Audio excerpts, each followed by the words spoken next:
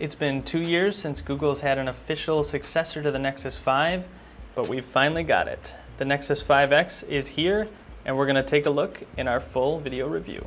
So this is the Nexus 5X. As you can see, it's got a very thin, very light build. Overall, seems pretty durable, but it is very plasticky. So this is a cheaper phone, and that does manifest itself in the outward build. So a lot of the high-end phones are metal, aluminum, stuff like that. This is definitely plastic. It's got your typical Gorilla Glass screen there. We have two speakers on the front here. When you actually do pump out the sound, you can actually hear it kind of come out the back too. So even if you plug up the speakers, it doesn't completely muffle it. Not really a problem. Most phones don't get great sound, but that is a distinct difference. The screen is 5.2 inches and 1080p, so 1920 by 1080. Very crisp screen, no problems with that at all. And overall, no problems with performance either. It's got a Snapdragon 808 processor. You can flip through everything pretty quick. We haven't had any slowdown at all. 2 gigs of RAM, 32 gigabytes of storage. No issues there whatsoever. Pretty good specs for a mid-range to high-end phone. So I'm going to show you a few new features of Android Marshmallow, which is debuting on the Nexus 5X and Nexus 6P. The first one is Google on Tap. So I'm going to pull up a Yelp review. So this Google on Tap works with almost anything, but it's if you have a movie on the screen or some type of place or something specific displayed on screen, you can hit the home button and Google will do its best to figure out what you're talking about and what you want to know more about. So this is New York Pizza Supreme. Picked that up, and it's saying I can use a bunch of different apps that I have installed. I've only got Google Navigate, Google Maps here, but it'll instantly kind of take me and give me directions. And it's a really easy, fast way to pop between apps, so I can go right back to Yelp if I wanted to.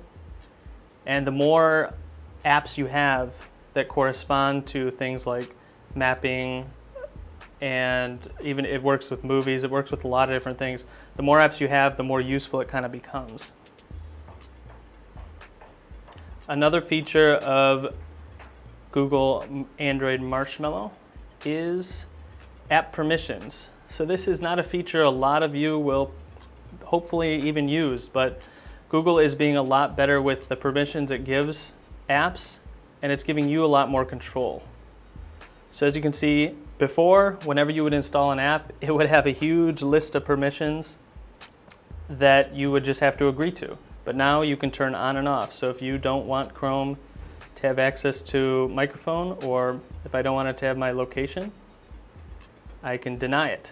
And that is a very powerful feature. It's something iOS users have had for a while. You can do it on the iPhone, but not something that you've ever been able to do on Android before. So that's very, very helpful. So the other feature is just a very simple feature. A lot of phones have Flipboard or some type of news app on the side here, and Google has put itself in.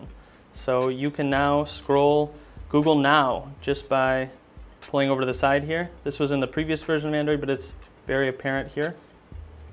And Google will just try to pull up relevant things. It'll give you directions, weather, news it thinks you might want to read. You can just flick away what you don't want. And overall, it's very helpful. It hasn't given us as good a news as something like Flipboard, but it is been very helpful for things like weather and navigation updates when we need them. So Google Now is a lot easier to use. And one last really big feature that Google has added as a little bit of a catch-me-up to the iPhone is the fingerprint sensor. So this works just like the iPhone, except instead of being down here on the front, it is right on the back. So you kind of use you can use one of your fingers to unlock it. So I'm gonna close this down, and I've already inputted my fingerprint before, so it has it, and you just tap on the back here, and that's all it will take. So I'm gonna do it, and it instantly turns on the screen. So I'll do it one more time. And it will unlock your phone very quickly. It gives you a little bit of a vibration too, to let you know that it worked.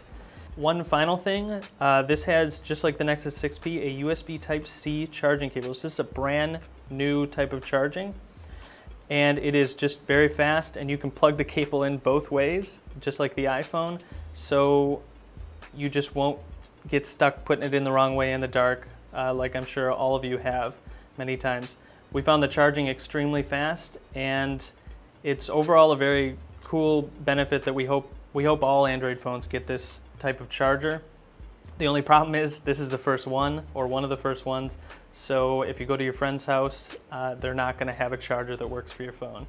But other than that, it is a very cool new charging system for the Nexus. Overall, this is not the best Nexus phone. We like the 6P a little more, but this is the one that's going to be best for a lot of you simply because of its size. So it's a pretty good deal for about $380 is what it starts at. It doesn't have the best camera, doesn't have the best specs. Its battery life has been all right so far. It got us through a day, but not by a whole lot. So there's nothing stand out about this phone, but it is a very good price, and it is a Nexus phone, so it does get updates directly from Google.